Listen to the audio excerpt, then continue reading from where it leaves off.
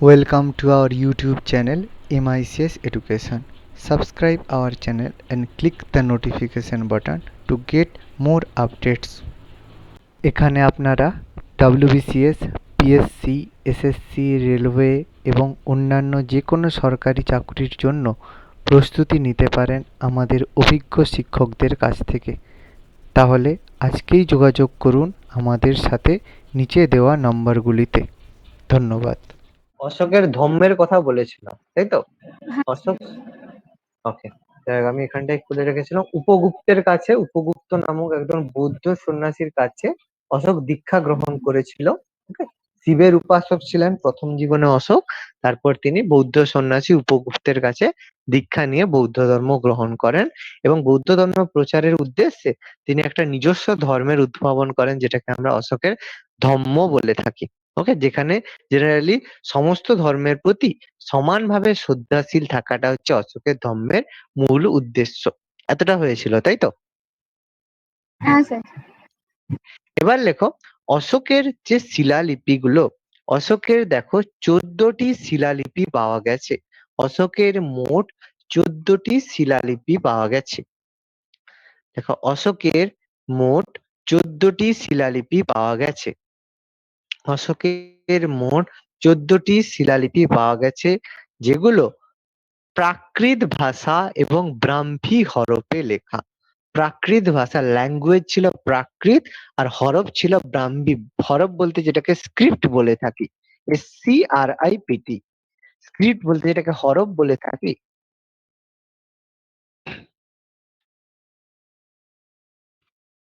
Language ছিল প্রাকৃত language, আর হরফ ছিল ব্রাহ্মী স্ক্রিপ্ট। খুব ইম্পর্টেন্ট। ওকে, অশোকের বেশি শিলালিপি আমরা পেয়ে থাকি, যেগুলো 14টার মধ্যে বেশিরভাগ শিলালিপি কিন্তু রচিত হয়েছিল প্রাকৃত ভাষা এবং ব্রাহ্মী স্ক্রিপ্টে।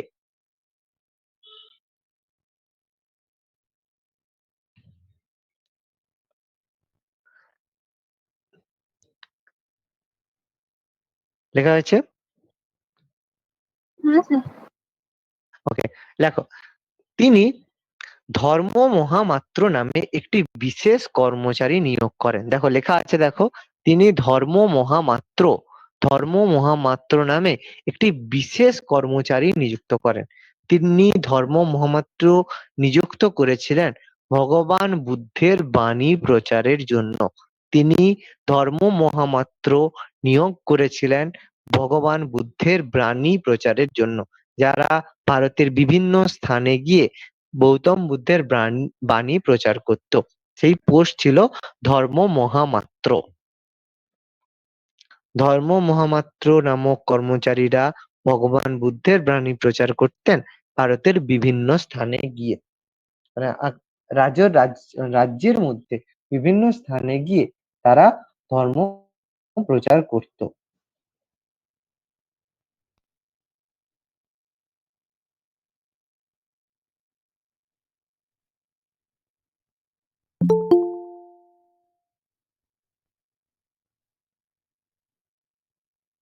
বলে বলবে।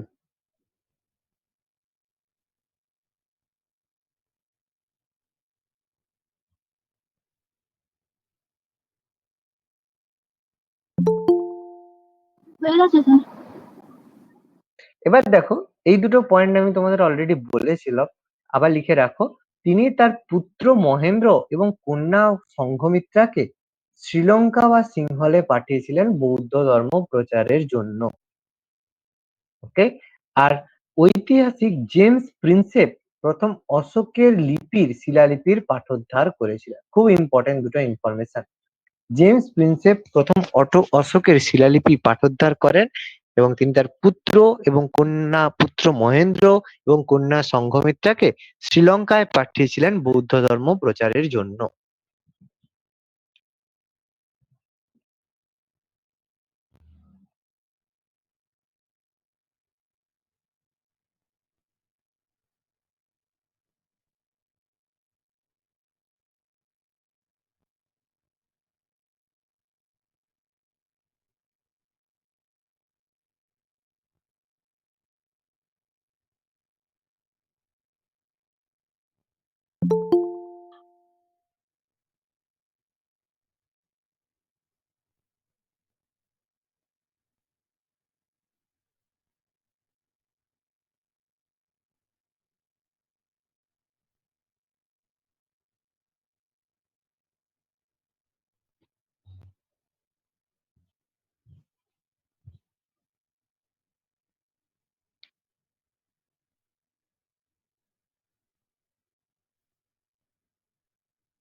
বলে বলবে দুটো পয়েন্ট।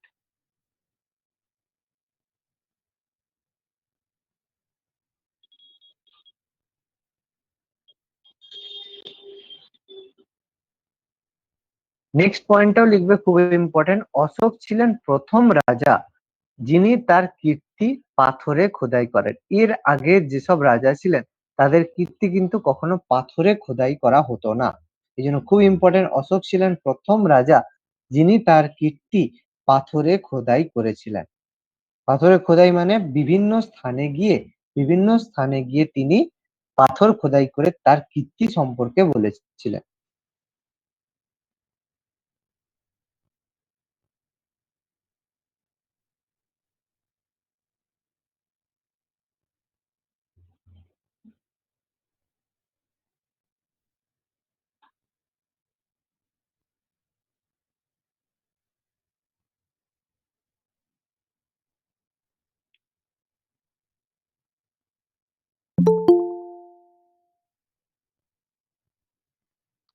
হয়ে গেছে স্যার। নেক্সট লিখবে, অশোকের যে 14টা শিলালিপির কথা আমি বললাম, সেই 14টা শিলালিপিকে বলা হয় 14th মেজর রক এডিক্ট। খুব গুরুত্বপূর্ণ, অশোকের যে 14টা শিলালিপির কথা বলা হয়েছে, এই 14টা শিলালিপিকে ইংলিশে বলা হয় 14th মেজর রক এডিক্ট। এর মধ্যে গুরুত্বপূর্ণ বা সব থেকে বড় যেটা রয়েছে, সব থেকে গুরুত্বপূর্ণ সেটা হচ্ছে যে এলাহাবাদের সারনাথে অবস্থিত যে অশোক স্তম্ভ রয়েছে, এলাহাবাদের সারনাথে যে সিংহস্তম্ভ বা অশোক স্তম্ভ রয়েছে, সেটা সব থেকে বেশি গুরুত্বপূর্ণ। দেখবে, এলাহাবাদের সারনাথের অশোক স্তম্ভ সব থেকে গুরুত্বপূর্ণ মেজর রক এডিক্ট।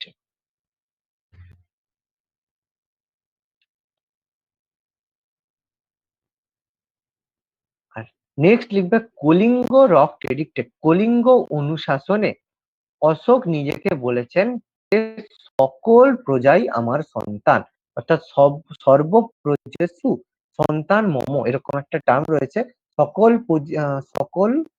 পূজিসু সন্তান মম, এরকম টাইপের একটা টার্ম রয়েছে, যে সকল প্রজাই আমার সন্তান। এটা, এই কথাটা তিনি তার কলিঙ্গ রক এডিক্ট, কলিঙ্গ অনুশাসন যেটা অনুশাসন রয়েছে, সেই অনুশাসনে তিনি বলেছেন সকল প্রজাই আমার সন্তান। সর্বপ্রজা সন্তান মম, এরকম একটা টার্ম রয়েছে।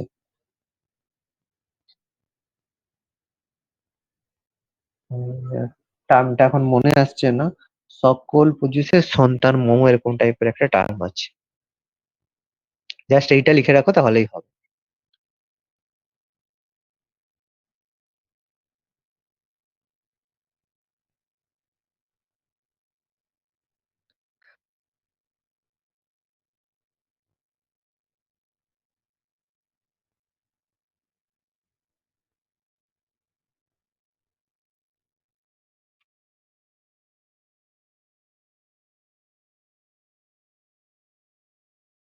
লাস্ট লিখবে যে অশোকের গৌণ অনুশাসন, অশোকের গৌণ অনুশাসন যেটা হচ্ছে মাইনর রক টেডিক, সেখান থেকে অশোক নিজেকে দেবনাম প্রিয়দর্শী বা দেবতার প্রিয় বলে উল্লেখ করেছেন।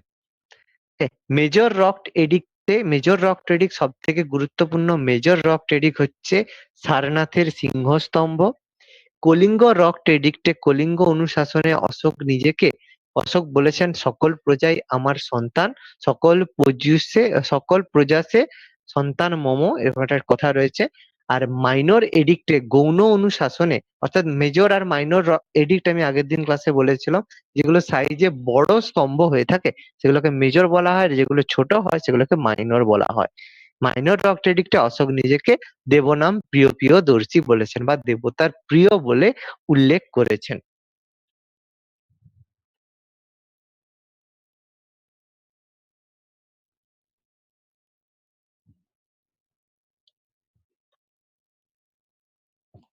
বলে বলবে।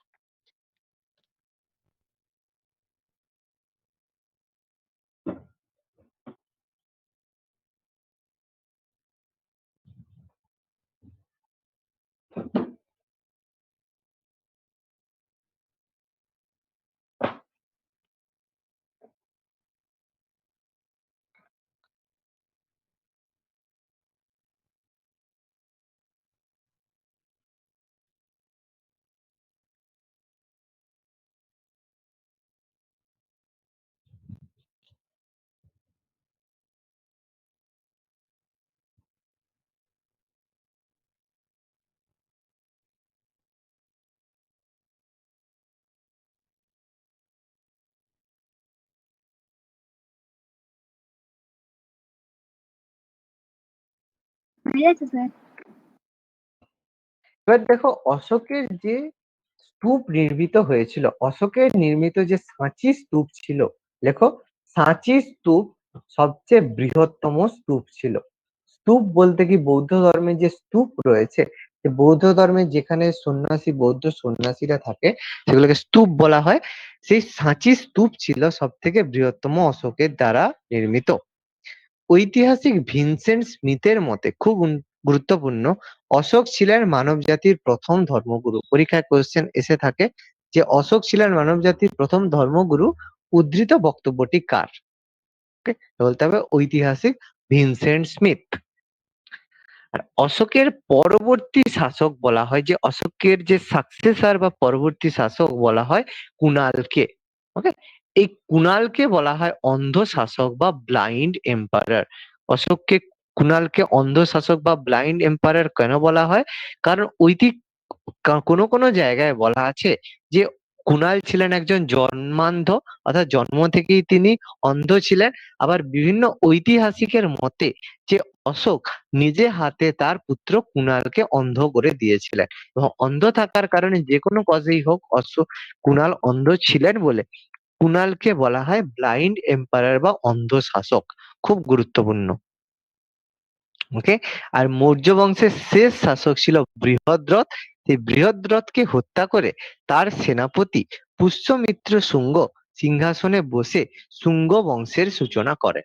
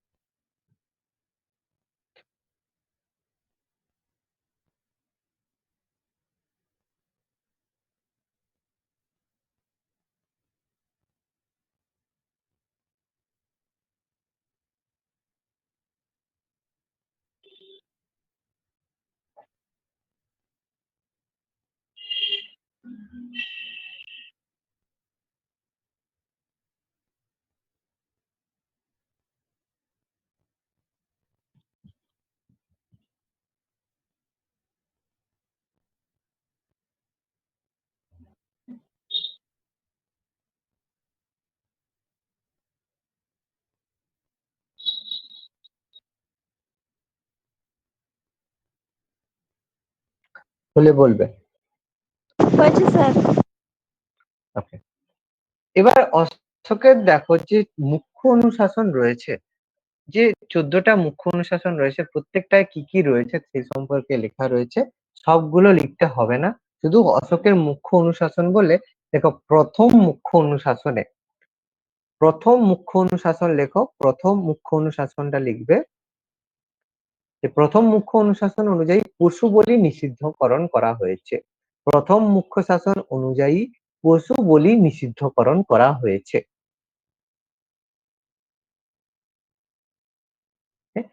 তারপরে লিখবে পঞ্চম, ফিফথটা লাগবে, পঞ্চম মুখ্য শাসন অনুযায়ী ধম্ম মহামাত্রদের নিয়োগ করা হতো।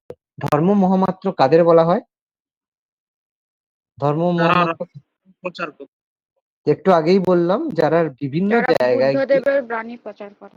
বুদ্ধদেবের বাণী অশোকের সাম্রাজ্যের বিভিন্ন স্থানে প্রচার করত, এই ধর্ম মহামাত্রদের নিয়োগ করা হতো এই পঞ্চম অনুশাসনের মাধ্যমে। লিখে রাখো, প্রথমটা লিখবে, পঞ্চমটা লিখবে, আর সপ্তমটা লিখবে সকল ধর্মের সহিষ্ণুতার নীতি, যেটাকে অশোকের ধম্ম বলা হয়। যেটাকে অশোকের ধম্ম বলা হয় সেটা হচ্ছে সকল ধর্মের প্রতি যে সহিষ্ণুতার নীতি, এটা হয়েছে লেখা রয়েছে অশোকের সপ্তম অনুশাসনে।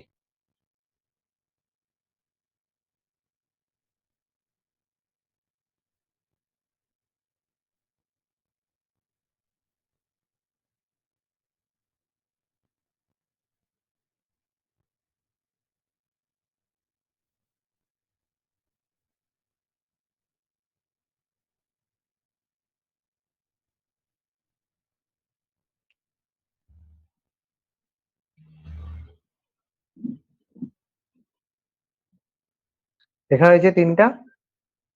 হ্যাঁ স্যার। আচ্ছা, এরপর দ্বাদশ, 12 টা আমাদের মনে রাখতে হবে, দ্বাদশ এবং ত্রয়োদশ। দ্বাদশের মধ্যে সকল ধর্মের প্রতি সহনশীলতা, সকল ধর্মের প্রতি সহনশীলতা দ্বাদশ অনুশাসনে রয়েছে। আর ত্রয়োদশে রয়েছে কলিঙ্গ যুদ্ধ সম্পর্কিত তথ্য। দেখো 7 আর 12-র মধ্যে একটা পার্থক্য রয়েছে। সকল ধর্মের প্রতি সহিষ্ণুতা আর সহনশীলতা কিন্তু টোটালি একই জিনিস নয়, এই জন্য টার্ম দুটো আলাদা রয়েছে। সহিষ্ণুতার নীতি আর সহনশীলতা দুটো আলাদা। 7th-এ রয়েছে সকল ধর্মের প্রতি সহিষ্ণুতা, আর দ্বাদশে রয়েছে সকল ধর্মের প্রতি সহনশীলতা।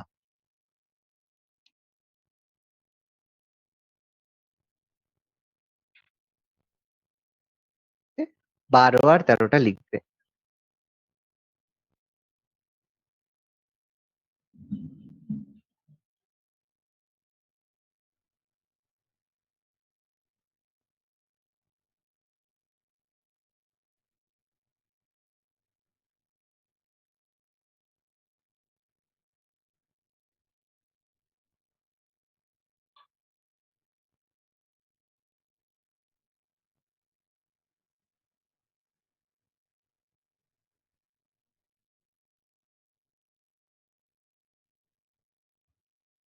হয়ে গেছে। হয়েছে? ওকে। এবার অশোকের যে লাইফ রয়েছে, জীবন সম্পর্কে কিছু হিস্ট্রি রয়েছে, ডেট কিছু রয়েছে। অশোক সিংহাসন আরোহণ করেছিল 273 থেকে 272 খ্রিস্টপূর্বাব্দ, খুব ইম্পর্টেন্ট। আর অশোকের রাজ্যাভিষেক হয়েছিল 269 থেকে 279। এর প্রথমের গুলো লিখে রাখো, শেষের পার্টটা লেখার দরকার নেই। প্রথমের সালগুলো তুলে এগুলো লিখে রাখো, কবে কবে কোন ঘটনাটা হয়েছিল। এই সালগুলো কিন্তু ইম্পর্টেন্ট।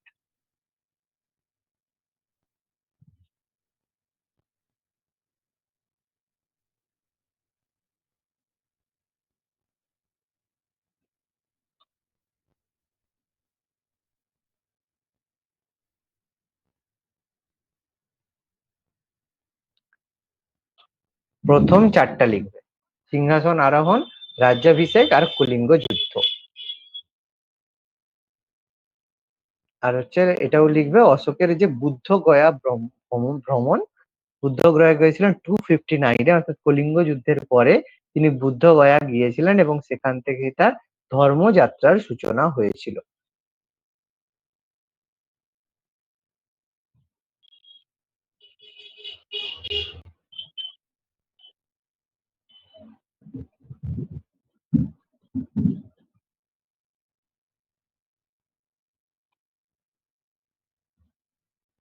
লেখা হলে বলবে।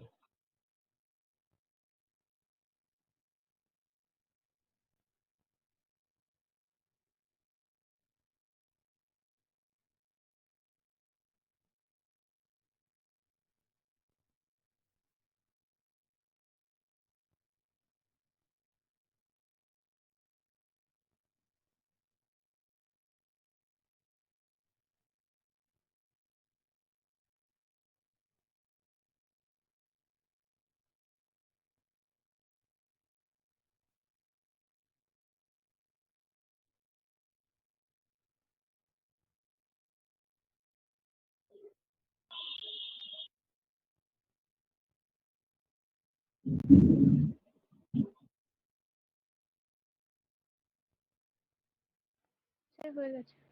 হয়েছে? ওকে। আর 250 খ্রিস্টপূর্বাব্দ, এটা আমরা জানি 250, যেটা পাটলিপুত্রতে থার্ড বুদ্ধিস্ট কাউন্সিল বা তৃতীয় বৌদ্ধ সংগতি হয়েছিল। ওকে, এটা লিখে রাখো। 250 খ্রিস্টপূর্বাব্দে তৃতীয় বৌদ্ধ সংগতি হয়েছিল। আর 233 খ্রিস্টপূর্বাব্দতে অশোকের মৃত্যু হয়েছিল। 233 খ্রিস্টপূর্বাব্দতে অশোকের মৃত্যু হয়েছিল।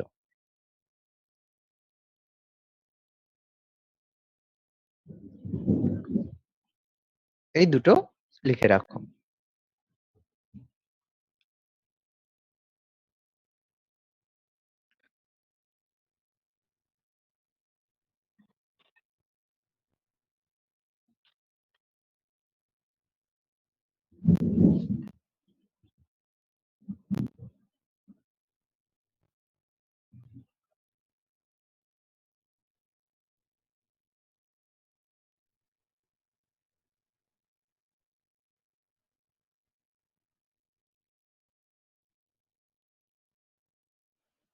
স্যার হয়ে গেছে। ওকে, এবার দেখো মৌর্যদের সমাজ জীবন সম্পর্কে আমাদের কিছু কিছু ইনফরমেশন জানতে হবে। আমি প্রচুর কিছু লেখাবো না, প্রচুর কিছু নেই এখানে, কিছু কিছু জিনিস আছে বা কিছু কিছু জিনিস আমি এক্সট্রা এর সাথে সাথে অ্যাড করব, তোমরা তার সাথে সাথে লিখতে থাকবে। দেখো মৌর্য যুগের, দেখো কেন্দ্রীয় শাসনের 4টি অংশ ছিল। কেন্দ্রীয় শাসন, ফার্স্ট পয়েন্টে লিখবে মৌর্যদের কেন্দ্রীয় শাসন বা সেন্ট্রাল যে পাওয়ার ছিল, এটা 4টি অংশ ছিল। রাজা, সচিব যেটাকে আমত্ত বলা হয়, মন্ত্রী পরিষদ এবং অধ্যক্ষ বলা হয়।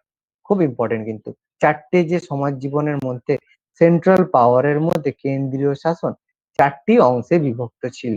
রাজা, সচিব বা আমত্ত, মন্ত্রী পরিষদ এবং অধ্যক্ষ। রাজা বলতে যে রাজা হবে, সচিব বলতে যে মানে মেন প্রধানমন্ত্রীকে সচিব বা আমত্ত বলা হয়। এই কৌটিল্য এই আমত্ত পোস্টে কিন্তু বিলং করতো।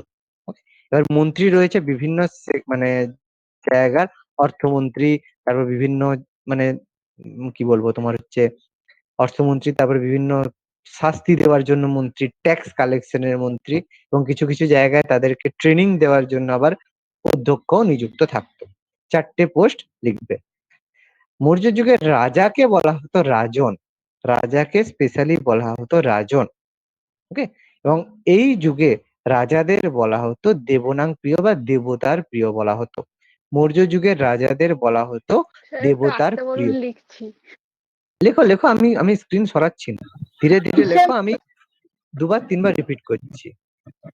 স্যার বলছিলাম মৌর্য সমাজ জীবনের আগে কতটা হয়েছে, ওখানে আমার নেটওয়ার্ক চলে গেছিল তো আমি আবার লেফট হয়ে গেছিলাম।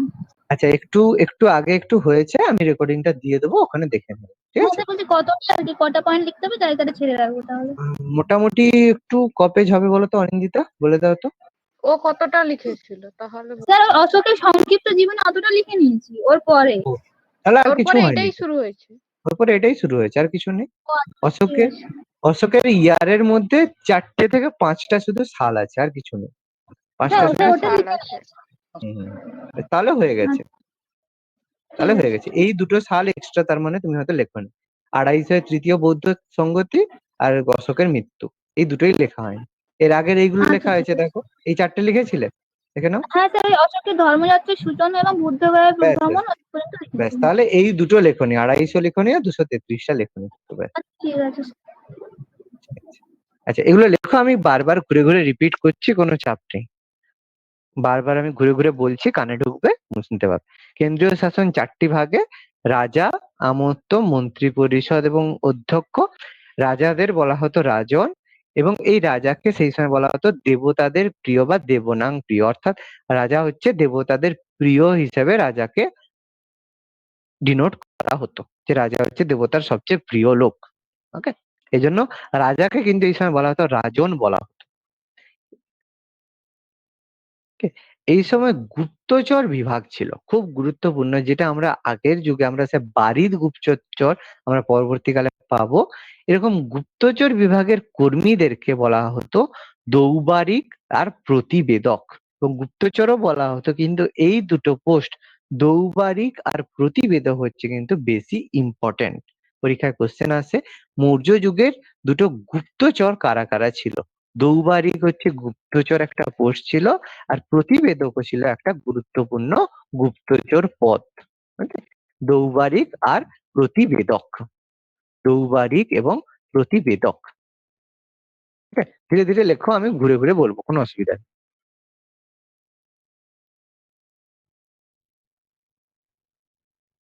রাজাকে বলা হতো রাজন, রাজা হচ্ছে দেবতাদের প্রিয় ছিল, সেই জন্য তাকে দেবনাং প্রিয় বা দেবতাদের প্রিয় বলা হতো। গুপ্তচর বিভাগের লোকেদের বলা হতো দৌবারিক বা প্রতিবেদক। লিখেছো?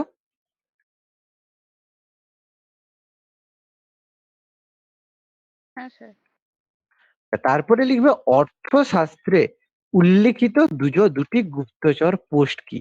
অর্থশাস্ত্রে উল্লেখিত দুটা গুপ্তচর পোস্ট হচ্ছে সংস্থান এবং সঞ্চরা। একটা হচ্ছে সংস্থান, একটা হচ্ছে সঞ্চরা। এই দুটো পোস্টের উল্লেখ রয়েছে অর্থশাস্ত্রতে, একটা হচ্ছে সংস্থান আর একটা হচ্ছে সঞ্চরা। ধীরে ধীরে লেখো, সংস্থান আর সঞ্চরা হচ্ছে অর্থশাস্ত্রে উল্লেখিত দুটো গুপ্তচর পোস্ট।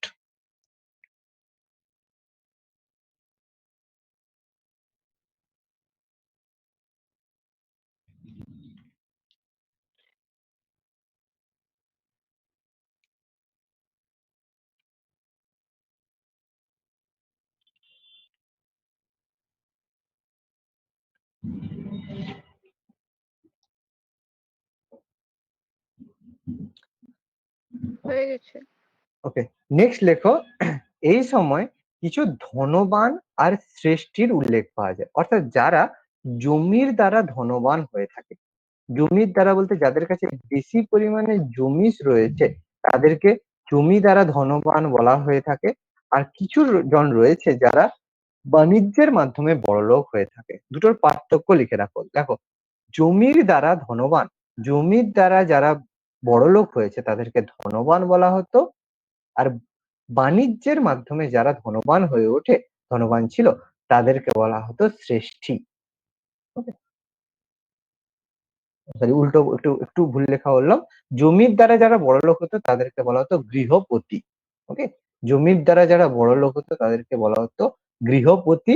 আর যারা বাণিজ্যের মাধ্যমে বড়লোক হতো বা বড়লোক বা ধনবান হতো তাদেরকে বলা হতো শ্রেষ্ঠী। তাহলে পরীক্ষাটা কোশ্চেন এসে থাকে, এমসিকিউ এ প্রায় ভুল করি, যে মৌর্য যুগের বণিকদেরকে কি বলা হতো।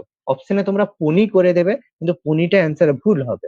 পনি হচ্ছে বৌদ্ধ মানে বৈদিক যুগের বাণিকদেরকে পনি বলা হতো, আর মৌর্য যুগের বাণিকদেরকে বলা হতো শ্রেষ্ঠী। ওকে, দুটোর পার্থক্য বোঝো। ধীরে ধীরে লেখো, যে জমির দ্বারা যাদের কাছে জমি বেশি থাকার কারণে বড়লোক তাদেরকে গৃহপতি বলা হতো, আর বাণিজ্যের মাধ্যমে বড়লোকদের শ্রেষ্ঠী বলা হতো।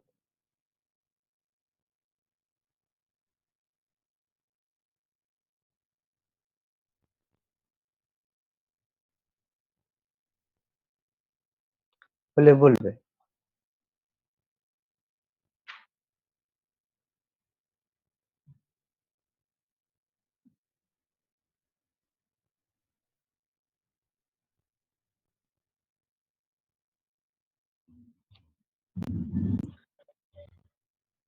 হয়ে গেছে। আচ্ছা, রাজার খাস জমিকে সীতা বলা হতো। রাজার খাস জমি কি? দেখো, যখন জমি হয়ে থাকে সেই জমি দেখো কিছু রকম ভাবে ভাগ হয়ে থাকে। কিরকম ভাগ হয়? কিছু জমির মালিক থাকে রাজা, এবং রাজা কি করে বিভিন্ন প্রজাদেরকে বলে তুমি জমি চাষ করো এবং সেখান থেকে কিছু ট্যাক্স আমাকে দেবে। সেই তার মানে তার সেই জমিকে মালিকানা কার থেকে? রাজার থাকে। সেখানে প্রজারা কি করে? শুধুমাত্র চাষ করে। রাজার খাস জমি মানে যে জমির মালিকানা রাজার রয়েছে সেই জমিকে সীতা বলা হতো। ওকে, সেই জমিকে সীতা বলা হতো। খুব গুরুত্বপূর্ণ। এবং মৌর্য যুগে রাজস্ব বা যে রাজস্ব আদায় করা হতো সেটা 4 ধরনের রাজস্ব আদায় করা হতো। একটা হচ্ছে কর, সেকেন্ড হচ্ছে ভাগ, 3 নাম্বার হচ্ছে প্রণয় কর, এবং 4 নাম্বার হচ্ছে জল কর। মনে রাখবে 4 ধরনের কর ছিল, যার মধ্যে 3টে কর আমাদের খুব ঘুরে ফিরে আসে। একটা হচ্ছে বলি, কর আর ভাগ। এই 3টে কর আমাদের খুব গুরুত্বপূর্ণ, মনে রাখতে হয়। বাকি এই প্রণয় কর অন্য কর লেখার দরকার নেই। লিখে রাখো 4টি করের মধ্যে কর দিয়ে লিখে রাখো যে উৎপন্ন ফসলের 1/4, 1/4 কর হিসেবে দিতে হতো। এগুলো জেনারেলি কর দিতে হতো রাজার খাস জমি বা সীতা থেকে। এখানে পাশে লিখে থাকো যে সীতা থেকে প্রাপ্ত কর। যে রাজার যে খাস জমি সীতা ছিল, সেই সীতা চাষ করার ফলে, সীতা চাষ করে এই 1/4 অংশ কর রাজস্ব হিসাবে দেয়া হতো, দিতে হতো প্রজাকে। অর্থাৎ যারা রাজার জমি চাষ করবে তারা তার চাষের 1/4 অংশ রাজাকে রাজস্ব হিসাবে দেবে সীতা থেকে। আর 1/6, 1/6 অংশ দেবে কোথা থেকে? যেখানে প্রজার নিজস্ব ব্যক্তিগত সম্পত্তি থেকে। অর্থাৎ সে কিন্তু এক্ষেত্রে প্রজার যদি ব্যক্তিগত নিজস্ব জমি থাকে তাহলেও কিন্তু তাকে ট্যাক্স দিতে হবে, কিন্তু সেটা হচ্ছে কম দিতে হবে, 1/6 প্রজার ব্যক্তিগত জমি থেকে।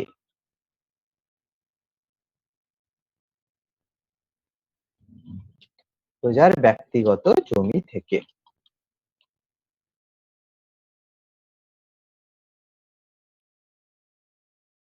ঠিক আছে, আর লাস্টে লিখবে বলি ছিল অতিরিক্ত ভূমি রাজস্ব। বলি ছিল অতিরিক্ত ভূমি রাজস্ব, যেটা মনে করো যেটা ঐচ্ছিক কর ছিল, যেটা পরবর্তীকালে বাধ্যতামূলক করা হয়। এখানে বলি ছিল অতিরিক্ত ভূমি রাজস্ব কর। তাহলে বলবে বলি অব্দি।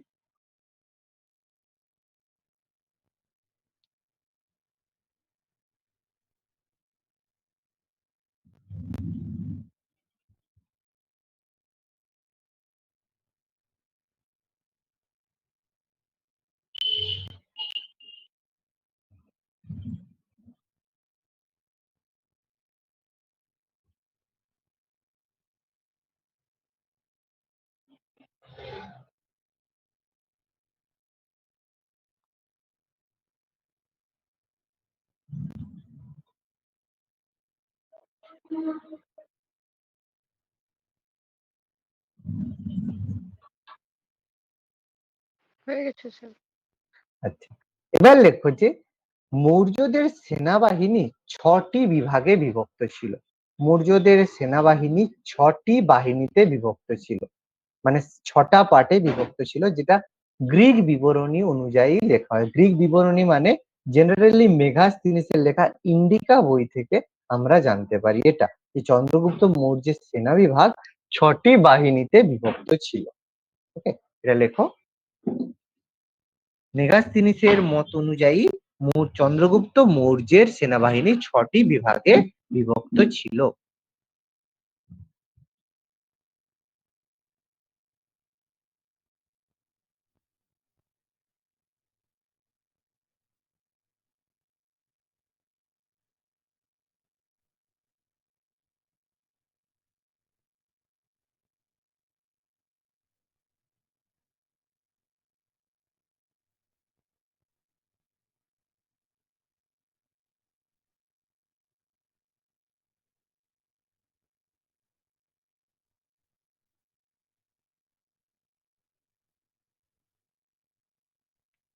হয়েছে? হ্যাঁ স্যার হয়েছে। আচ্ছা, এবার লেখো যে অর্থশাস্ত্র অনুসারে বিভিন্ন ধরনের সৈন্য ছিল। তার মধ্যে মৌল খুব ইম্পর্টেন্ট, দেখো এগুলো পরীক্ষা এমসিকিউ এর মধ্যে কোশ্চেন থাকে। মৌল ছিল বংশানুক্রমিক সৈন্য, অর্থাৎ মানে সৈন্য ছেলে সৈন্য হবে এরকম যারা সৈন্য ছিল তাদেরকে মৌল বলা হতো। মৌল সৈন্য ছিল বংশানুক্রমিক সৈন্য। ভৃত্যক ছিল ভাড়াটে সৈন্য, অর্থাৎ যখন যুদ্ধ হবে তাদেরকে সৈন্য ভাড়া করে নিয়ে আসা হয়, সেগুলো ছিল ভৃত্যক। আর কিছু আছে অড বিরল সৈন্য হয়ে থাকে, যেগুলো হচ্ছে বনজাতিদের সৈন্য, অর্থাৎ যারা বনবাসে রয়েছে তাদের যুদ্ধের সময় প্রয়োজন হলে তাকে অটোবিবল বলা হয়ে থাকে। আর হচ্ছে মিত্রবল, যেটা হচ্ছে মিত্র রাজ্যের পাঠানো সৈন্যকে মিত্রবল বলা হয়ে থাকে। মিত্রবল জিনিসটা কি, যে যখন দুটো রাজ্যের মধ্যে যুদ্ধ লাগবে তখন যে মিত্র রাজ্য থেকে যদি সৈন্য পাঠানো হয় তাকে মিত্রবল বলা হয়ে থাকে। শুধু পাশে পাশে ছোট ছোট করে লিখে নাও যে বিভিন্ন প্রকারের সৈন্যর মধ্যে মৌল বংশানুক্রমিক সৈন্য, ভৃত্যক ভাড়াটে সৈন্য, বনবাসী জাতিদের সৈন্য হচ্ছে অটোবিবল, আর মিত্রবল হচ্ছে মিত্র রাজ্যের পাঠানো সৈন্য। মৌর্য শাসন ব্যবস্থা থেকে কিন্তু কোশ্চেন আসে। মৌর্য শাসন ব্যবস্থা থেকে কিন্তু কোশ্চেন আসে।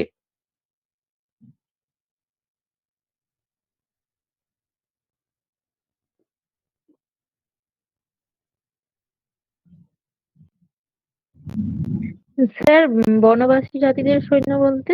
বনবাসী জাতিদের সৈন্য বলতে দেখো অনেক সৈন্য থাকে যারা হচ্ছে বনে বসবাস করে। সাপোজ কিছু লোক আছে যারা বনে এই কাঠ কাটে এই করে, এবার কোনো এক সময় যুদ্ধের প্রয়োজন হলে তাদেরকে সৈন্য হিসেবে নিয়ে আসা হয়। অর্থাৎ একটা বড় কোনো জায়গায় যুদ্ধ হচ্ছে, সেই জায়গাগুলো জানে, অলরেডি জানে যে সেখানে খুব ডিস্ট্রাকশন হবে, তখন কি করা হয়, ট্রেন সৈন্যদের না পাঠিয়ে তাদেরকে নিয়ে আসা হয়। মানে ভাড়া করা সৈন্যর মতোই তারা কাজ করে, কিন্তু তারা বনবাস থেকে মানে বন থেকে আসে, সেই তাদেরকে বলা হয় অটোবিবল।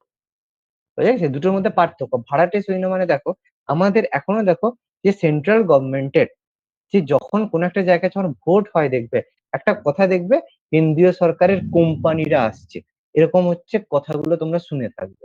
যদি হচ্ছে পায়েল ক্লাসে আছো? পায়েল নেই না? পায়েল আছে? আচ্ছা, শোনোনি ভোটের সময় বলেনি কেন্দ্রীয় সরকারের কোম্পানিরা এসছে? হ্যাঁ শুনেছি স্যার। আচ্ছা, তো ওখানে দেখবো ওগুলো ওই জিনিসটা কি হয় বলতো, যে সেন্ট্রাল গভর্নমেন্ট কিন্তু সব সময় সৈন্যদেরকে রিক্রুট করে না। কিছু সৈন্য তারা থাকে, বিএসএফ থাকে, এয়ারফোর্স থাকে, এবং কিছু কিছু কোম্পানি তারা নিযুক্ত করে, যে একটা কোম্পানি তার আন্ডারে 5,000 বা 200 সৈন্য থাকবে। এরকম ছোট ছোট কোম্পানি হয়, যে তারা কি করে সেন্ট্রাল গভর্নমেন্টের আন্ডারেই থাকে, যখন যেখানে প্রয়োজন হয় সেখানে গিয়ে তারা যুদ্ধ করে। সেক্ষেত্রে কোম্পানি গভর্নমেন্ট কি করে, তাদেরকে এক ধরনের টাকা দিয়ে থাকে। তাদেরকে টোটালি গভর্নমেন্ট এমপ্লয়িও বলা যাবে না, আবার টোটালি গভর্নমেন্টের বাইরেও বলা যাবে। ওকে, তোমরা যদি এটা না জেনে থাকো, সব থেকে ভালো এমনি একটা ব্যাপার, একটা ওয়েব সিরিজ বেরিয়েছিল 1962, যেটা আমাদের ইন্ডিয়ার আর চায়না ওয়ারের মধ্যে যে যুদ্ধটা হয়েছিল, সেটা নিয়ে একটা ওয়েব সিরিজ দেখিয়েছে হটস্টারে। ওয়েব সিরিজটা আছে, সেখানে ওই কোম্পানির ওই ব্যাপারটা বুঝতে পারবে জেনারেলি কি হয়, এই প্রসেসে হয়ে থাকে। এখানেও সেই জিনিসটা।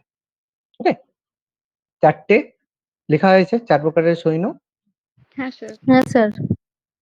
ওকে, দেখো এখান থেকে ঐতিহাসিক ভিনসেন্ট স্মিথ, খুব গুরুত্বপূর্ণ একটা পয়েন্ট, খুব গুরুত্বপূর্ণ। ঐতিহাসিক ভিনসেন্ট স্মিথ মৌর্য শাসন ব্যবস্থাকে সীমাহীন স্বৈরতন্ত্র বলেছেন। কারণ তিনি বলেছেন, খুব গুরুত্বপূর্ণ কোশ্চেন এসে থাকে, কোন ঐতিহাসিক মৌর্য সাম্রাজ্যকে সীমাহীন স্বৈরতন্ত্র বলেছেন? বলতে হবে ঐতিহাসিক ভিনসেন্ট স্মিথ বলেছেন। তিনি বলেছেন যে এখানে রাজা যা বলবে সেটাই কিন্তু পুরো টোটালি মান্য করা হয় হতো মৌর্যদের যুগে, এই জন্য এটাকে সীমাহীন স্বৈরতন্ত্র বলা হতো। খুব ইম্পর্টেন্ট, দেখবে ভিনসেন্ট স্মিথ মৌর্য সাম্রাজ্যকে সীমাহীন স্বৈরতন্ত্র বলেছেন।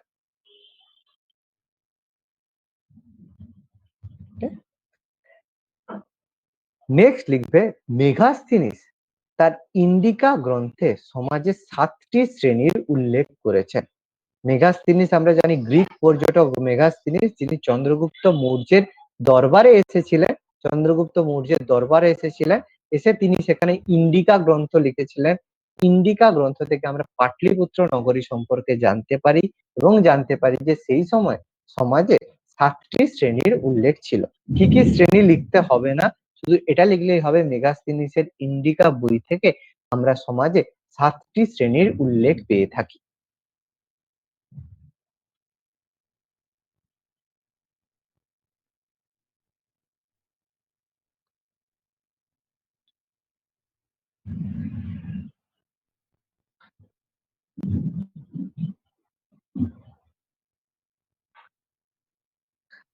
নেক্সট লিখবে, সেই সময় দুটো রৌপ্য মুদ্রার আমরা উল্লেখ পেয়ে থাকি, সেটা হচ্ছে কারসাপন এবং পান। দু রকমের রূপার মুদ্রার আমরা উল্লেখ পাই, একটা হচ্ছে কারসাপন আর একটা পান। দু ধরনের মুদ্রা, ইংলিশ দুটো লেখা আছে, কারসাপন এবং পন। দুই ধরনের রূপার মুদ্রার আমরা উল্লেখ পাই, কারসাপন এবং পান, দুই ধরনের রূপার মুদ্রার আমরা উল্লেখ পাই। মৌর্য যুগের মুদ্রা বা কারেন্সির মধ্যে যদি বলে, তাহলে আমাদের দুটো নাম বলতে হবে, কারসাপন এবং পান। এই যুগে স্বর্ণ মুদ্রার অস্তিত্ব ছিল না, এই যুগে কিন্তু স্বর্ণ মুদ্রার কোনো অস্তিত্ব পাওয়া যায়নি। খুব ইম্পর্টেন্ট দুটো ইনফরমেশন, ধীরে ধীরে লেখো। রূপার মুদ্রার উল্লেখ পাওয়া যায় মৌর্য যুগে, সেটা হচ্ছে কারসাপন এবং পান, যেটা ছিল রূপার মুদ্রা। এই যুগে স্বর্ণ মুদ্রার অস্তিত্ব পাওয়া যায়নি, বা স্বর্ণ মুদ্রার কোনো অস্তিত্ব ছিল না।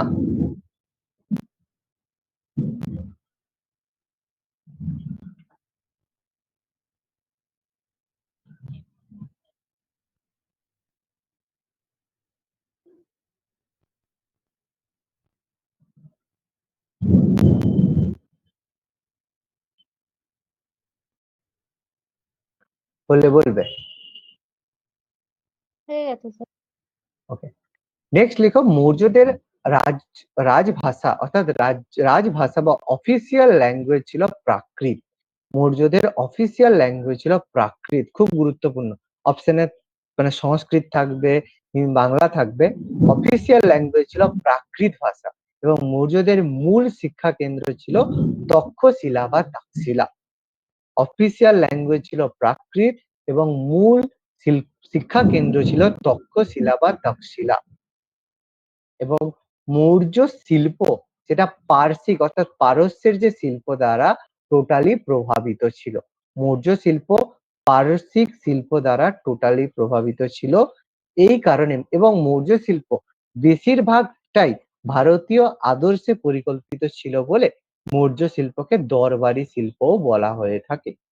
মৌর্য শিল্প পারসিক শিল্প দ্বারা প্রভাবিত ছিল এবং বেশিরভাগটাই ভারতীয় আদর্শে, দেখো প্রভাবিত ছিল মানে টোটালটা তৈরি হয়েছে সেটা নয়, বেশিরভাগ সম্পূর্ণভাবে ভারতীয় আদর্শে পরিকল্পিত ছিল কিন্তু পারসিক শিল্প দ্বারা প্রভাবিত ছিল।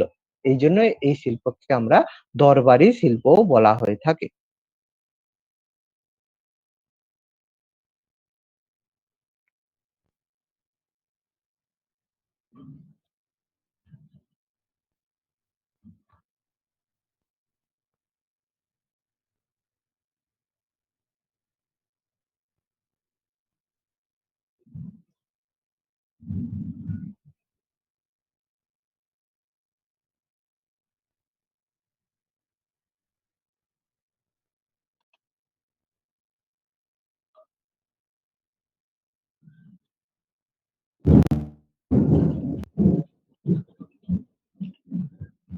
ঠিক আছে?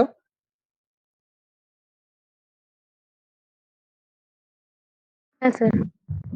আচ্ছা, লাস্ট পয়েন্ট একটা লেখো যে মৌর্য যুগে, দেখো মৌর্য যুগে কণ্টক শোধক,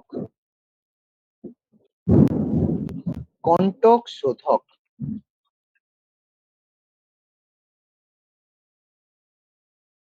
কণ্টক শোধক মৌর্য যুগে লেখো কণ্টক শোধক। কণ্টক শোধক ছিল, কণ্টক শোধক বলে একটা টার্ম ছিল, যে কণ্টক শোধক কাদেরকে বলা হতো। মৌর্য যুগে লেখো কণ্টক শোধক ছিল ফৌজদারি আদালত। ফৌজদারি আদালত বলতে কি, কনস্টিটিউশন আমরা পড়েছি, ফৌজদারি আদালত মানে কি? যেখানে স্যার ক্রাইমের হচ্ছে যে বিচার করা। যেখানে ক্রাইমে অর্থাৎ মার্ডার কেস বা হচ্ছে কোন রকমের যে কেস হয়ে থাকে, সে ফৌজদারি আদালত হচ্ছে সেটাকে বলা হয়। ঠিক আছে, লেখো ফৌজদারি আদালত।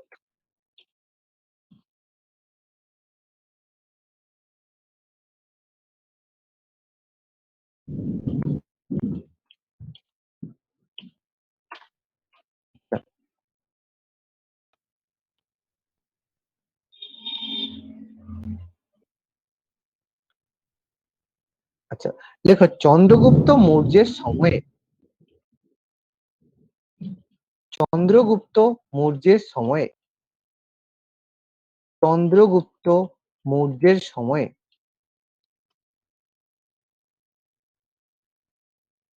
চন্দ্রগুপ্ত মৌর্যের সময়ে দেখো প্রদেশ 5টি অংশে বিভক্ত ছিল। সরি লেখো চন্দ্রগুপ্ত মৌর্যের সময়ে প্রদেশ 4টি অংশে বিভক্ত ছিল। প্রদেশ 4টি অংশে বিভক্ত ছিল। প্রদেশ 4টি অংশে বিভক্ত ছিল।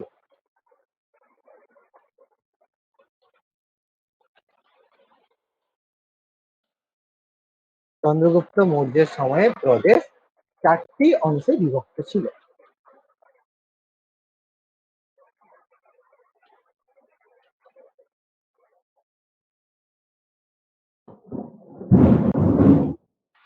চন্দ্রগুপ্ত মৌর্যের সময় প্রদেশ 4টি প্রদেশে বিভক্ত ছিল। আর লাস্ট লিখো অশোকের সময়ে প্রদেশ 5টি অংশে বিভক্ত ছিল। অশোকের সময়ে প্রদেশ 5টি অংশে বিভক্ত ছিল। অশোকের সময়ে প্রদেশ 5টি অংশে বিভক্ত ছিল।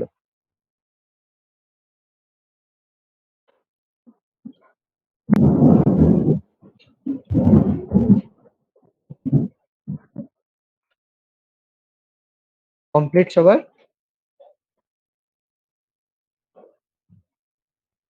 হ্যাঁ স্যার। ওকে।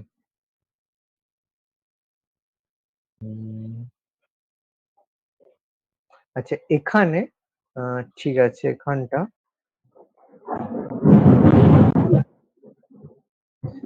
আচ্ছা এখানে কন্টক শোধক হচ্ছে ফৌজদারি আদালত লিখেছো, আরেকটা লিখে রাখো ধর্মাস্থিয়। ধর্মাস্থিয় ধর্মাস্থিয় এই একটা পোস্ট লিখে রাখো।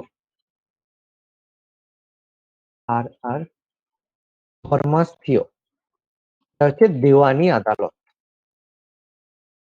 দেওয়ানি মানে কি?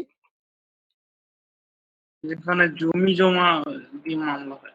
জমি জমা সংক্রান্ত হয় সেটাকে ধর্মাস্থিয় বা হচ্ছে দেওয়ানি আদালত বলা হয়ে থাকে।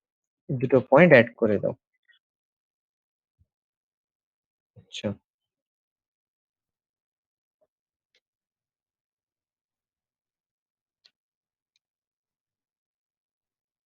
আচ্ছা কারসাপন পান তো বলেছিলাম, কারসাপন পান বলা হয়েছে। উম,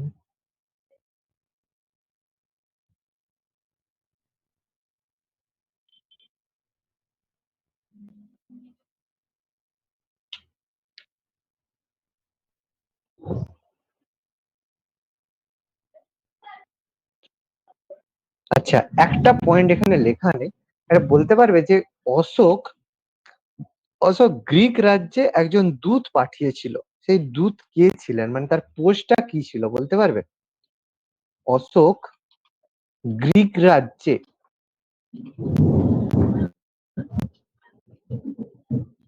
গ্রিক রাজ্যে একজন দূত পাঠিয়েছিলেন, একজন দূত পাঠিয়েছিলেন, এটা কে ছিল বলতে পারবে কেউ? সুপ্রিত, এটা জানা নেই স্যার। এটাকে বলা হয় মহারক্ষিত। ওকে, এটাকে বলা হয় মহারক্ষিত। এগুলো কিন্তু পরীক্ষায় কোশ্চেন এসে থাকে। এই ছোট ছোট পার্ট গুলো লাস্টে যেগুলো আমি জুড়ছি এগুলো কিন্তু পরীক্ষায় কোশ্চেন এসে থাকে। এটা স্যার লোকের নাম না পোস্টের নাম? জেনারেলি দেখো একজন দূত বলা হচ্ছে কিন্তু এটা মহারক্ষিত একটা পোস্ট ছিল, ঠিক আছে? এখানে জেনারেলি বিভিন্ন বইয়ে টয়ে এগুলো একজন দূতই বলা হয়ে থাকে, কিন্তু এটা পোস্ট ছিল, এই পোস্টে কিছু লোককে নিয়োগ করা হতো, মহারক্ষিত বলা হতো। ঠিক আছে, এটা দেখো আমিও স্পেসিফিকলি আমি বলতে পারবো না, আমি কিন্তু যতদূর অনেক জায়গায় দেখেছি পোস্ট রয়েছে মানে একজন দূত বলেছে, অনেক জায়গায় কিন্তু বলেছে এই পোস্টে নিযুক্ত করা হতো। ঠিক আছে, নাম মনে রাখবেন, নাম মনে রাখলে যে পোস্টটা মনে রাখলেই হবে, কোশ্চেন যেভাবে দেবে সেভাবে অ্যাটেন্ড করলেও হবে, কোনো অসুবিধা নেই। আচ্ছা আরেকটা, চন্দ্রগুপ্ত মৌর্যের দ্বারা সৌরাষ্ট্রের শাসনকর্তা কে ছিল বলতে পারবে? রুদ্রদমন। উম, তাই কি? শক শাসক ছিল রুদ্রদমন, সে কি চন্দ্রগুপ্ত মৌর্যের সৌরাষ্ট্রের শাসনকর্তা হবে? চন্দ্রগুপ্ত মৌর্যের দ্বারা নিযুক্ত সৌরাষ্ট্রের শাসক, সৌরাষ্ট্র মানে যেটা হচ্ছে তোমার এই গুজরাট বর্তমানে, সৌরাষ্ট্র, সৌরাষ্ট্রের শাসক বলা যাবে? মানে বলেছিলাম একটু আগে, নামটা বলা হয়েছিল হয়তো, সেটা হচ্ছে পুষ্যগুপ্ত। ঠিক আছে, পুষ্যগুপ্ত লিখে নাও, এই পয়েন্ট গুলো লিখে নাও, ছিল পুষ্যগুপ্ত।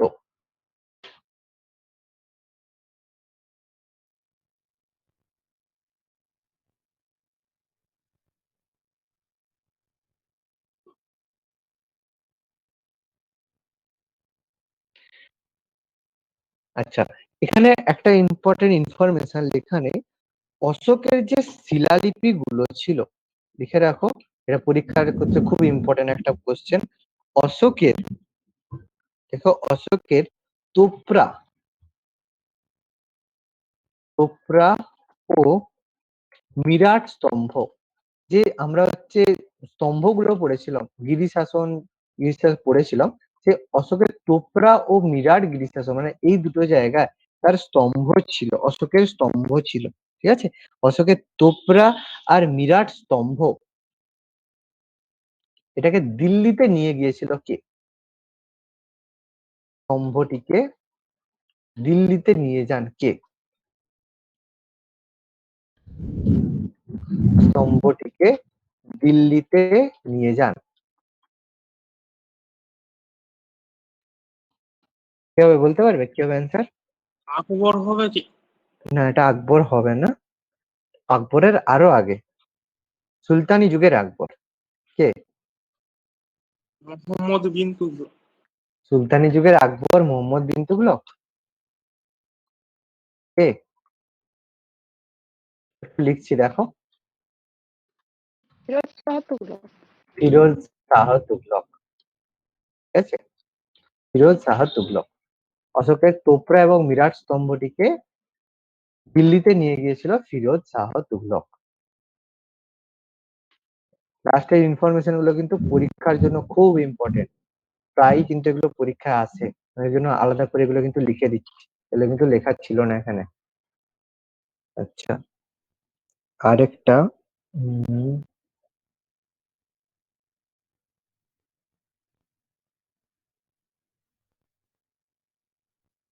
আচ্ছা, চন্দ্রগুপ্ত মৌর্য কার সাথে হচ্ছে দক্ষিণ ভারতে গিয়েছিল মনে আছে? কার সাথে দক্ষিণ ভারতের শ্রবণগোলায় গিয়েছিল মনে পড়ে?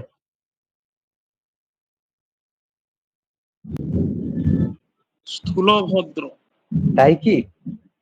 উল্টো হয়ে স্থূলভদ্র গেল নি? উল্টো হয়ে গেল নি? উল্টো হলো না? ভদ্রবাহু। ভদ্রবাহু। ভদ্রবাহুর না, এটা ছিল না তোমার দিগম্বর গোষ্ঠী ছিল না ভদ্রবাহু? ভদ্রবাহুর সাথেই তো গিয়েছিল, স্থূলভদ্র তো ছিল এখানে। যাই হোক, সব গুলিয়ে গন্ডগোল হয়ে গেছে না, এগুলো। ভদ্রবাহুর কাছ থেকেই তো জৈন ধর্মে দীক্ষিত হয়েছিল। তো ভদ্রবাহুর কাছ থেকে দীক্ষিত হয়েছিল এবং তার সাথেই কিন্তু চলে গিয়েছিল। ঠিক আছে, এটা মনে রাখবে। লিখানো রয়েছে তোমাদের হচ্ছে যে বৌদ্ধ ধর্মের যেখানে লিখিয়েছিলাম ওখানে দেখো লেখা আছে।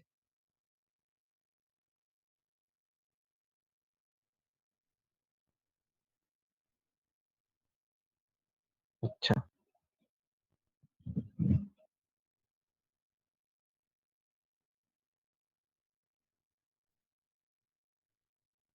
আচ্ছা, একটা খুব গুরুত্বপূর্ণ একটা কোশ্চেন, যে চন্দ্রগুপ্ত মৌর্যের যে প্রাসাদ ছিল, রাজপ্রাসাদ ছিল, সেটা কি দ্বারা নির্মিত ছিল? খুব ইম্পর্টেন্ট একটা কোশ্চেন কিন্তু। চন্দ্রগুপ্ত মৌর্যর রাজ দরবার, মানে যে রাজ দরবার যেটা ছিল, চন্দ্রগুপ্ত মৌর্য রাজ দরবার বা রাজমহল বা যে বাসভূমিটা রয়েছে, নির্মিত ছিল কি দ্বারা বলতে পারবে? সুপ্রীত? না স্যার। লিখবে যে কাঠ দ্বারা নির্মিত ছিল, সম্পূর্ণ কাঠ দ্বারা নির্মিত ছিল। এটা কিন্তু খুব গুরুত্বপূর্ণ, পরীক্ষা কোশ্চেন এসে থাকে। ঠিক আছে, এই পয়েন্ট গুলো আমি তোমাদের জন্য আলাদা করে করে পয়েন্ট বাইরে বের করে লিখছি, এগুলো লাস্টের দিকের এই পয়েন্ট গুলো কিন্তু খুব ভালো করে পড়বে।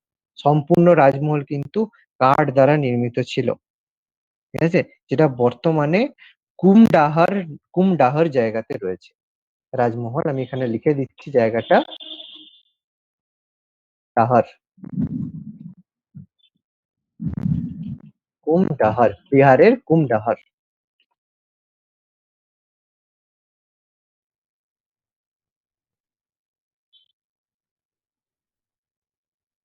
আচ্ছা, আরেকটা কোশ্চেন, বলো তো চন্দ্রগুপ্ত মৌর্যের যে দেহরক্ষীরা ছিল, ঠিক আছে, যে দেহরক্ষীরা মানে কিরকম ছিল?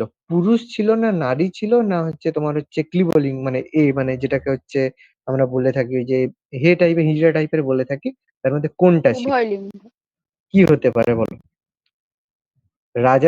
রাজার যে প্রাসাদ, মানে প্রাসাদ যেটা ছিল, সেখানে দেহরক্ষীরা যারা ছিল তারা কে কি রকম ছিল? এগুলো কিন্তু ডব্লিউবিসিএস মেন্স এরকম কোশ্চেন এসে থাকে। শিবলিঙ্গ হবে কি? বলো, আমি এখন বলিনি অ্যান্সার, আমি বলিনি। দেহরক্ষী মানে কোশ্চেন এরকম থাকবে মেল ফিমেল আর হচ্ছে তোমার হচ্ছে ট্রান্সজেন্ডার, এরকম করে পরীক্ষায় কিন্তু কোশ্চেন দেওয়া থাকবে। দেহরক্ষীরা ছিল মহিলা। ঠিক আছে, মনে রাখবে দেহরক্ষীরা চন্দ্রগুপ্ত মৌর্য এবং মৌর্য সাম্রাজ্যের ক্ষেত্রে বেশিরভাগ যারা দেহরক্ষী ছিল এবং স্পেশালি যারা হচ্ছে রাজপ্রাসাদের দেহরক্ষীরা ছিল তারা কিন্তু মহিলা ছিল। ঠিক আছে, ইনফরমেশন গুলো মনে রাখবে। আচ্ছা, পাটলিপুত্র নগর যেটা ছিল সেটা দুটো নদীর সঙ্গম স্থল, মনে আছে কি? যমুনার সোন। যমুনা কি? যমুনা অতদূর গিয়েছে?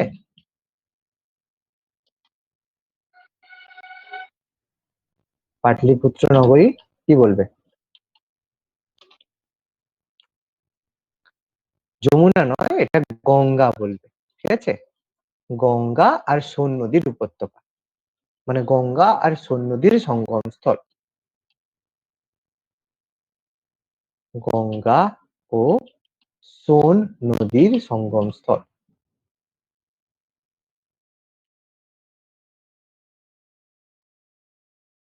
সবাই লিখছো তো? হ্যাঁ স্যার।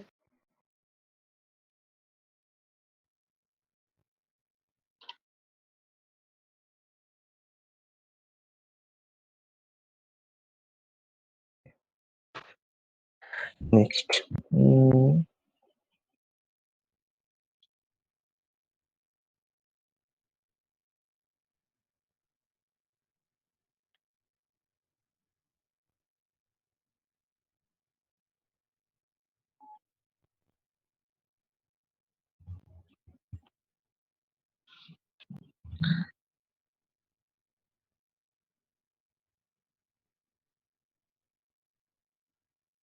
আচ্ছা লেখো, অশোকের মুখ্য শিলালিপি, অশোকের একমাত্র মুখ্য শিলালিপি, অশোকের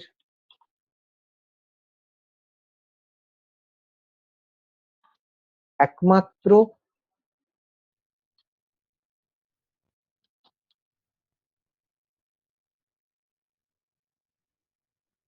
অশোকের একমাত্র মুখ্য শিলালিপি যেখানে প্রাকৃত এবং খরষ্টি ভাষা ব্যবহৃত হয়েছে। অশোকের মুখ্য শিলালিপি যেখানে অশোকের মুখ্য শিলালিপি যেখানে প্রাকৃত এবং খরষ্টি ভাষা ব্যবহৃত হয়েছে। অশোকের মুখ্য শিলালিপি যেখানে প্রাকৃত এবং খরষ্টি ভাষা ব্যবহৃত হয়েছে।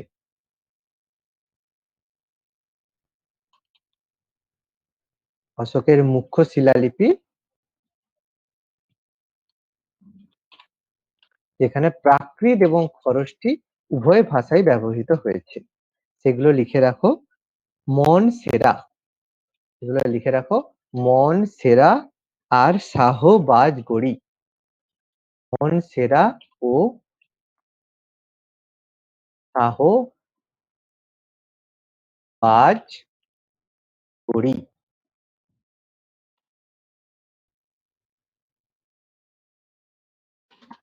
এটা দুটো জায়গা, ঠিক আছে।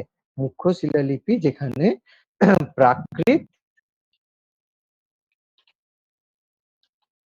আর হচ্ছে প্রাকৃত ভাষা ও খরষ্টি লিপি। প্রাকৃত ভাষা,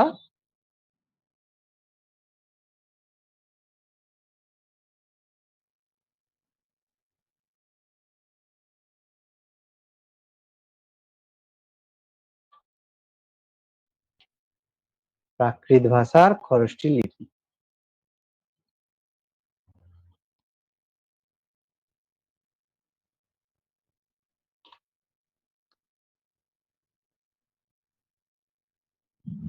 হয়েছে লেখা সবার? হ্যাঁ স্যার।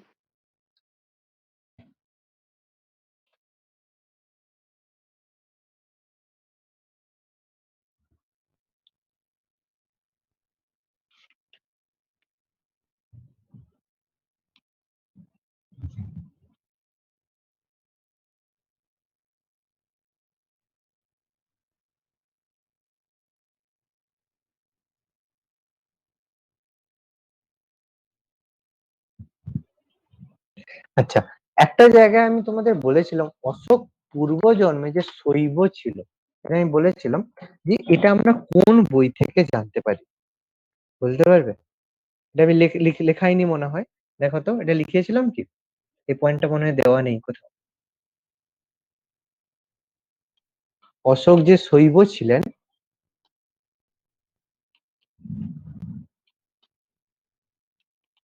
না স্যার দেন। লিখে রাখো, অশোক শৈব ছিলেন আমরা জানতে পারি, আমরা জানতে পারি রাজ তরঙ্গিনী গ্রন্থ থেকে। কলমে লেখা যে রাজ তরঙ্গিনী গ্রন্থ, রাজ তরঙ্গিনী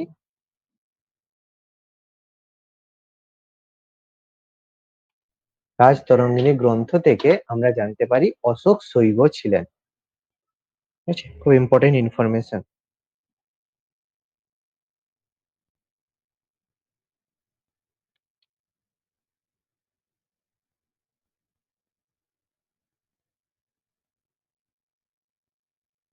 আচ্ছা, এখানে আমি যে মানসেরা আর শাহবাজ গড়িটা বললাম,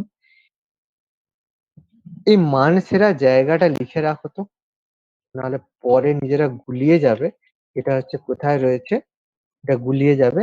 এটা লিখে রাখো, হাজরা জেলা, হাজারা জেলা, হাজারা জেলা পাকিস্তান, হাজারা জেলা পাকিস্তান। এটা পাকিস্তানের হাজারা জেলাতে অবস্থিত এই শিলালিপিটা। আর হচ্ছে শাহবাজ গড়ি, এটা হচ্ছে পেশোয়ার, পাকিস্তানের পেশোয়ার।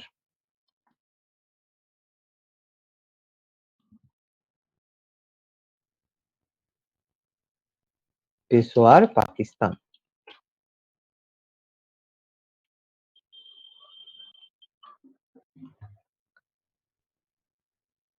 আচ্ছা, অশোকের আমি সে মুখ্য গিরি শাসনে মাস কি একটা কথা বলেছিল মনে আছে? আচ্ছা, মুখ্য গিরি শাসনের আমি লিস্ট দিয়েছিলাম তোমাদের, মুখ্য গিরি শাসনের লিস্ট, কোন কোন কি কি মুখ্য গিরি শাসন আছে। না স্যার শুধু এগুলো বলেছিলেন, 14টি মুখ্য গিরিশাসন, 7টি মুখ্য মুখ্য স্তম্ভ শাসন। মুখ্য অনুশাসন, আচ্ছা মুখ্য গিরি শাসন গুলো আচ্ছা বলা হয়নি। আচ্ছা, এখানটা একটু বাদ রয়ে গেছে। আচ্ছা, এখানটাই আমি এর নিচে কিছু কিছু যে মুখ্য, দুটো দেখো এখানে লিখে দিয়েছে, একটা মনসেরা, একটা হাজরা জেলা, আর একটা শাহবাজ গড়ি, যেটা বললাম। আর গুলো লিখে রাখো, কলসি, আর একটা রয়েছে কলসিতে, কলসি একটা জায়গা, কলসি এটা হচ্ছে দেরাদুন উত্তরপ্রদেশে রয়েছে, কলসিটা রয়েছে দেরাদুন। ইউপি আর লিখছি না, অলরেডি বুঝতে পারবে দেরাদুন ইউপিতে রয়েছে। কলসি লিখবে। আর হচ্ছে সোপারা, সোপারা, দন্তেশ্ব ওকার পয়াকার রয়াকার, সোপারা, এটা রয়েছে বোম্বের থানেতে, এটা রয়েছে থানে, মধ্যপ্রদেশের থানেতে রয়েছে, থানে জেলা বোম্বে। আচ্ছা, এগুলো সব কিন্তু মুখ্য গিরি শাসন। আচ্ছা, আর হচ্ছে জৌগাড়, আর এটা লেখো জৌগাড়, বলতে যে ঔকার, ও, আচ্ছা, এটা লেখো জৌগাড়। এটা রয়েছে উড়িষ্যার বেহরামপুর, বেহরামপুর আমরা জানি বহরমপুর নয়, উড়িষ্যার যে বেহরামপুর, বেহরামপুর ইউপি ঢুকতে, অন্ধ্রপ্রদেশ থেকে ঢুকতে এই জায়গাটা আছে বেহরামপুর,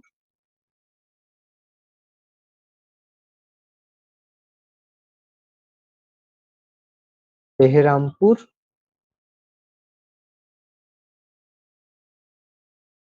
উড়িষ্যার বেহরামপুর। লাস্ট লেখা ধৌলি, ধৌলিটা আমি জানি, ধৌলি এক্সপ্রেস যে ট্রেন যায়, ধৌলি, এটাও রয়েছে তোমার হচ্ছে এতে ইউপি, উড়িষ্যার ধৌলি। আচ্ছা, গিরনার, গিরনার, গিরনার রয়েছে কাথিয়াবাড় গুজরাট, কাথিয়াবাড়, কাথিয়াবাড় গুজরাট।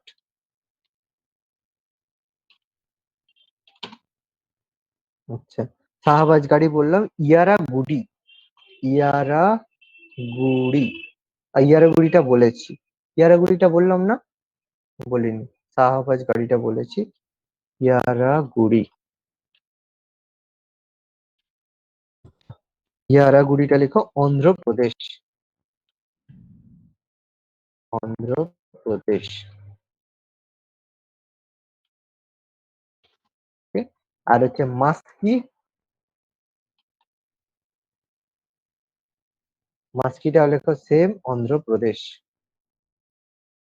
মাস্কিটা লিখবে অন্ধ্রপ্রদেশ। আর একটা হচ্ছে কান্দাহার।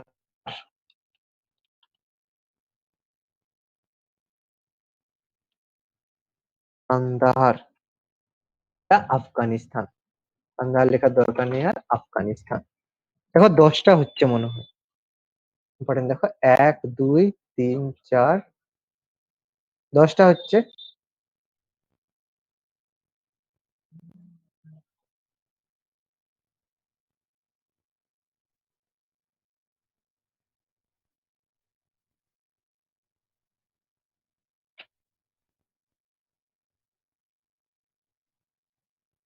কটা হচ্ছে? 1 2 3 4 5 10টা 10টা হচ্ছে।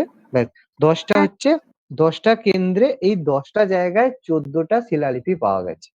ওকে, এই 10টা জায়গাতে 14টা যে মুখ্য গিরিশাসন রয়েছে, যে মুখ্য শিলালেখ রয়েছে, যে মুখ্য শিলালিপি রয়েছে, এই 10টা জায়গাতে 14টা মুখ্য শিলালিপি পাওয়া গেছে। ঠিক আছে, জায়গাগুলো দেখো 10টা আমি মেনশন করেছি। তার মধ্যে গুরুত্বপূর্ণ এই মানসেরা আর শাহবাজগাড়ি, এই দুটো জায়গায় দুটোই প্রাকৃত ভাষার খরষ্টি লিপিতে লেখা।